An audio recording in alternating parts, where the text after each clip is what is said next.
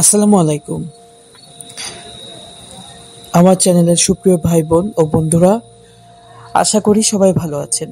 আজকে আমি আপনাদের পরিচিত কণ্ঠস্বর মোহাম্মদ খুরশিদ উপস্থিত হয়েছি আপনার সাথে আমার চ্যানেলের প্রচারিত গল্প সোনালী রঙের মাছ এর দ্বিতীয় পর্ব নিয়ে। হ্যাঁ, দ্বিতীয় পর্ব শুরু করব তার আগে বলছি, আপনারা যারা এই মুহূর্তে আমার চ্যানেলটি ঢুকেছেন এবং ঢুকে আমার এই ভিডিওটা দেখছেন, তারা অবশ্যই ভিডিওটি ভালো লাগলে সাবস্ক্রাইব করবেন আমার চ্যানেলটাকে, আর লাইক, কমেন্টস এবং শেয়ার দিয়ে আমার পাশেই থাকবেন। আর যদি খারাপ লাগে তাহলে ডিসলাইক করে দিবেন। আশা করা যায় থাকতে থাকতে ভালো লাগা ভালোবাসা হয়ে যাবে। প্রথম পর্বে আমরা জেনেছিলাম জেলের ছেলেটি চরম বিপদে আছে। কি বিপদ সেটা আপনারা যারা প্রথম পর্ব শুনেননি তারা প্রথম পর্ব শুনলেই বুঝতে পারবেন। ছেলেটির এই বিপদ দেখে মা কিংকর্তব্য বিমূঢ় হয়ে দাঁড়িয়ে আছে। কি করবে ছেলেটিকে নিয়ে এসে? তার অতি আদরের সন্তানকে তার নিষ্ঠুর স্বামী, তার সৎ বাবা তাকে মেরে ফেলবে। হয়তো আর কখনো সে ছেলেটির মুখ দেখতে পারবে না। সে তার বাবা বড় নিষ্ঠুর। এর আগেও সে অনেক ভয়ঙ্কর সব কাজ করেছে। এই এলাকায় মানুষ তাকে যথেষ্টই ভয় পায়। ছেলেটি কাঁদছে। কাছে এসে তার মা তার চোখের পানি মুছিয়ে দিতে দিতে বলে ওঠে, বাবা, তুমি এই এলাকা ছেড়ে চলে যাও।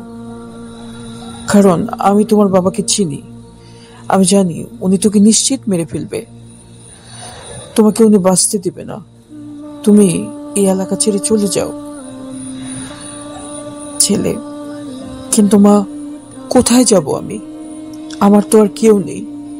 একমাত্র তোমাকে আমি চিনি। তুমি আমার আপন।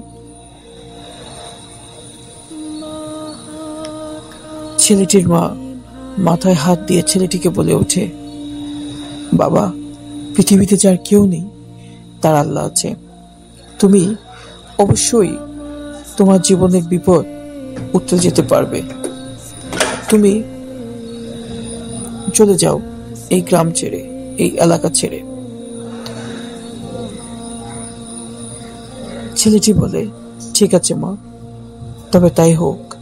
আমি তোমার কথা শুনে আজ এক্ষুনি এই রাতের মধ্যেই আমি এই গ্রাম, এই শহর, এমনকি এই রাজ্য ছেড়ে চলে যাওয়ার চেষ্টা করব। চোখের পানি মুছে নিয়ে মা ছেলেটিকে বলে ওঠে, একটু দাঁড়াও, আমি আসছি।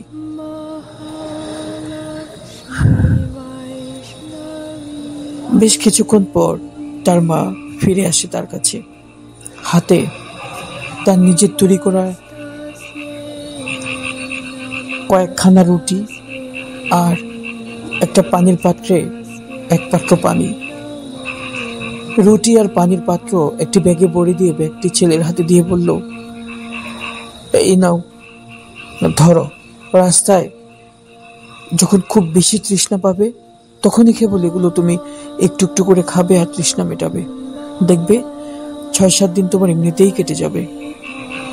আর হ্যাঁ, পথে যাওয়ার সময় তুমি তোমার একজন ভালো বন্ধু জোগাড় করে নিও। যে সেই লোককে তুমি বন্ধু জোগাড় করবে না, তোমার একজন প্রকৃত বন্ধু তুমি খুঁজে নিও, তোমার মেধা, তোমার বুদ্ধি দিয়ে। কেননা এই প্রকৃত বন্ধুই পারবে তোমার পরবর্তী জীবনে তোমাকে সহযোগিতা করতে, তোমার জীবনটাকে বাঁচাতে। মায়ের হাত থেকে ব্যাগটা নিয়ে ছেলেটি বলল, কিন্তু মা, কে আমার প্রকৃত বন্ধু, কে আসল বন্ধু, সেটা আমি কিভাবে বুঝবো? পথের মধ্যে তো সবাই আমার বন্ধু হতে চাইবে, হয়তো বেশ কয়েকজনকে পেয়েও যাব, কিন্তু কে আসল কে নকল এটা বোঝার মেধা, এটা বোঝার বুদ্ধি তো আমার নেই মা। মা তখন ছেলেটিকে বলে ওঠে, শোনো, পথে যেতে যেতে তোমার যখন কারোর সাথে দেখা হবে তখন বলবে, চলেন কিছুক্ষণ হাঁটি। তারপর বলবে, আপনি কি আমার বন্ধু হবেন?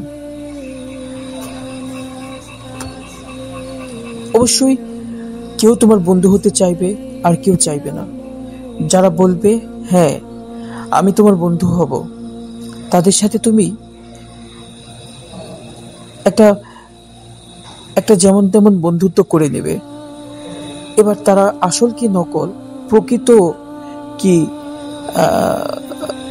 ফাঁকিবাজ বা অপ্রকৃত, সেটা বোঝার জন্য তোমাকে একটা পরীক্ষা করতে হবে। অনেক লম্বা সময় তুমি তোমার সেই যেমন তেমন বন্ধুদের সাথে হাঁটবে, তারপর এক সময় বলবে আমার প্রকৃতির ডাক পেয়েছে, আমি প্রকৃতির ডাকে সাড়া দিতে যাব, আপনি কি একটু দাঁড়াবেন আমার জন্য? বলে তুমি তার দৃষ্টির একেবারে আড়ালে চলে যাবে, সে যাতে আর তোমাকে কিছুতেই দেখতে না পায়। তারপর তুমি এমন জায়গায় দাঁড়াবে যেখানে থেকে তুমি তাকে দেখতে পাও। একটা লম্বা সময় ধরে তুমি ইচ্ছা করে সেখানে দাঁড়িয়ে থাকবে। তোমার এই লম্বা সময় দাঁড়িয়ে থাকার পরেও আগের জায়গায় তোমার সেই যেমন তেমন বন্ধুটি যদি অপেক্ষা করে থাকে তোমার জন্য, তুমি বুঝে নিবে সেই তোমার প্রকৃত এবং প্রিয় বন্ধু।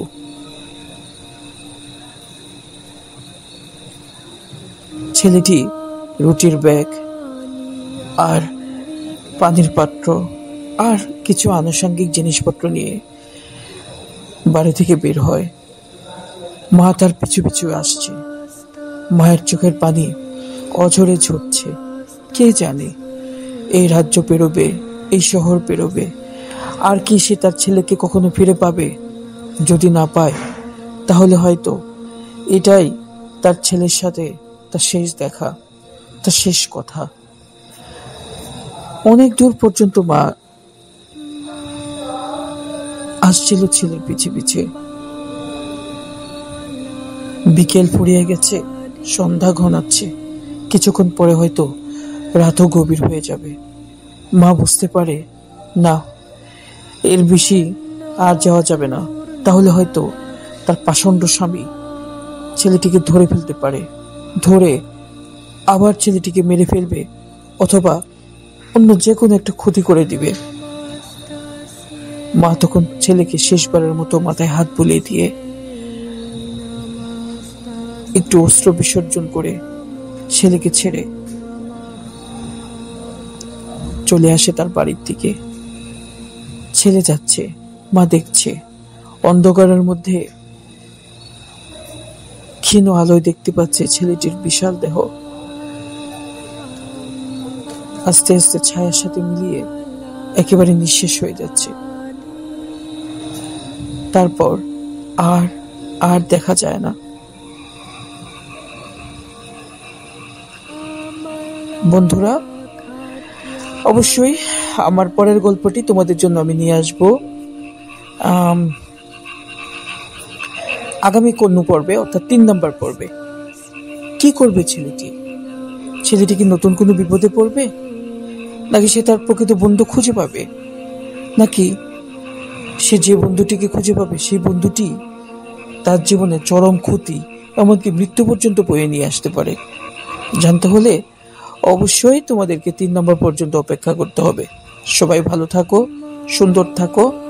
অবশ্যই আমার চ্যানেল গোল্ডেন ডট 25 এর পক্ষে থেকো। ধন্যবাদ সবাইকে।